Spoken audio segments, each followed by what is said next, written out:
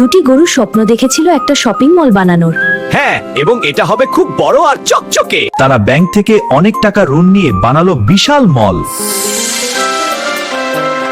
প্রথমে ব্যবসা চলছিল দারুণ, কিন্তু হঠাৎ বিক্রি কমে গেল। ঋণ শোধ করতে তারা মল বিক্রি করে দিল। যদি ভালো লাগে লাইক দাও, সাবস্ক্রাইব করো আর নতুন গরুর গল্পের জন্য অপেক্ষা করো।